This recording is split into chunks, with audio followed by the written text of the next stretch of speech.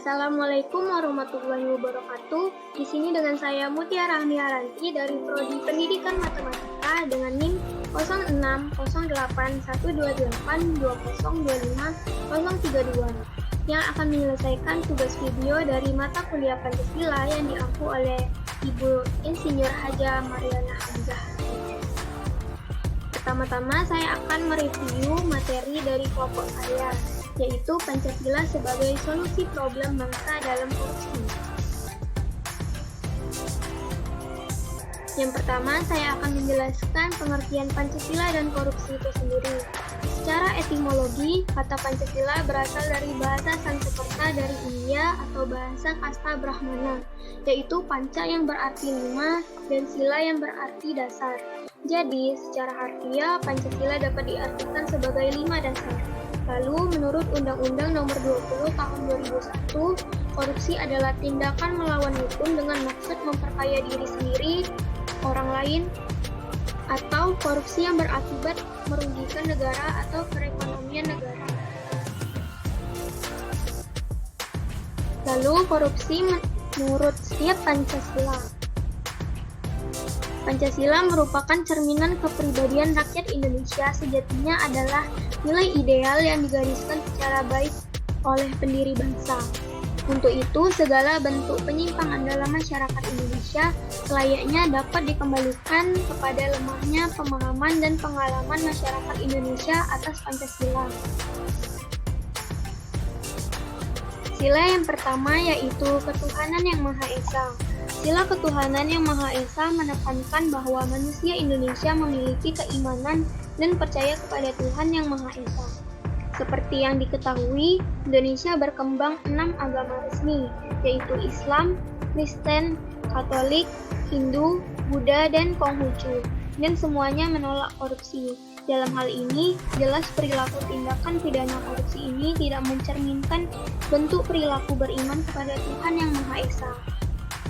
Selanjutnya, sila yang kedua yaitu kemanusiaan yang adil dan beradab.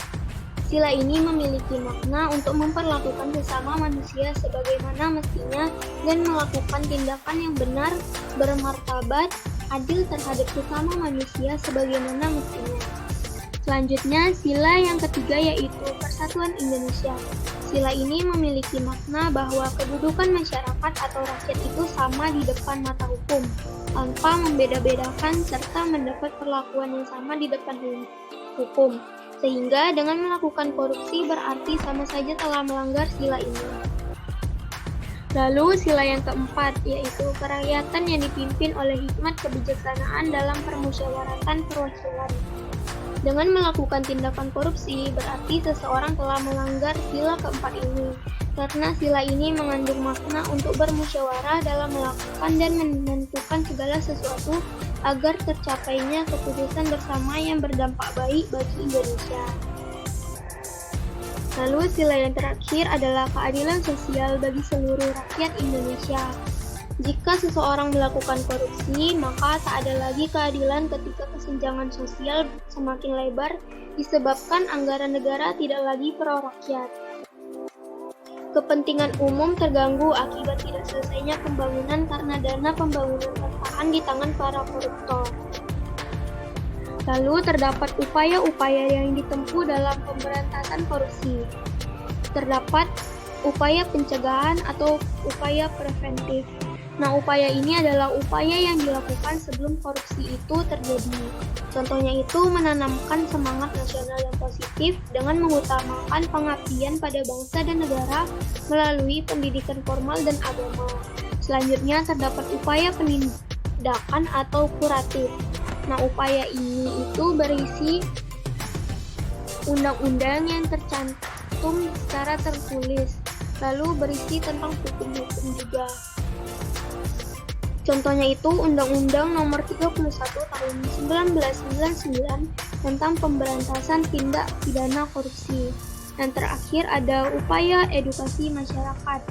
Nah, upaya edukasi masyarakat ini terdapat melalui ajaran agama, lalu dengan meningkatkan kesadaran dan kepedulian publik, lalu melalui bidang kesenian, bisa dengan poster atau film-film pendek, lalu melalui edukasi dengan mengkampanyekan seputar Indonesia adalah negara hukum dan bela negara, sehingga ditanamkannya jiwa Pancasila. Lalu yang kelima, mengedukasi masyarakat dengan memberitahukan kepada masyarakat apa peran mereka dalam pemberantasan korupsi. Nah, itu terdapat dalam Undang-Undang Nomor 30 Tahun 2002 tentang KPK. Lalu yang terakhir itu dibentuknya Lembaga Swadaya Masyarakat atau LSM. Nah, ini adalah lembaga yang bergerak di bidang anti korupsi. Sekian review materi dari saya. Selanjutnya terdapat contoh kasus korupsi. Dirut PD Pembangunan Sarana Jaya berinisial YC ditetapkan sebagai tersangka kasus korupsi. BUMD tersebut bertanggung jawab terhadap pembangunan properti Pemprov DKI. Salah satunya adalah proyek rumah DP 0 rupiah andalan Gubernur Anies Baswedan. Dirut berinisial YC dan 3 orang lainnya menjadi tersangka terkait pembelian lahan untuk proyek rusun DP 0 rupiah di Cipayung, Jakarta Timur. Adapun masalah yang disebabkan oleh korupsi ini sendiri, yang pertama realisasinya rendah. Memasuki tahun keempat kepemimpinan Anies, realisasi program ini baru mencapai 0,26%, sebab target awal 300.000 rumah tersedia dalam 5 tahun. Namun, baru terrealisasi sebanyak 780 rumah. Rusun yang telah dibangun tersebut berlokasi di Kelapa Village, Pondok Kelapa, Jakarta Timur. Selanjutnya tidak muncul di pembahasan anggaran. Sementara itu, dalam pembahasan anggaran KUA PPAS 2021, anggaran untuk proyek ini tidak muncul. Hal ini disampaikan oleh anggota DPRD DKI Jakarta, Neng Maliana Sari, pada akhir tahun lalu. Rumah DP 0 rupiah tidak muncul di anggaran, tetapi justru pengadaan lahan terus-menerus. Yang kita sayangkan lahannya terus dibeli tapi tidak dibangun, ucap Neng Maliana Sari. Lalu kendala penjualan. Program rumah DP 0 rupiah ini ternyata juga mengalami kendala penjualan.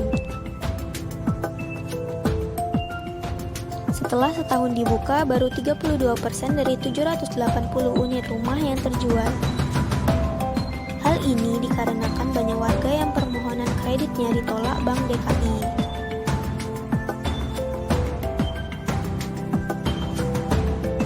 Penolakan terjadi lantaran calon pembeli yang memiliki gaji setidaknya 7 juta rupiah per bulan juga mempunyai tanggungan kredit lain yang belum dilunasi.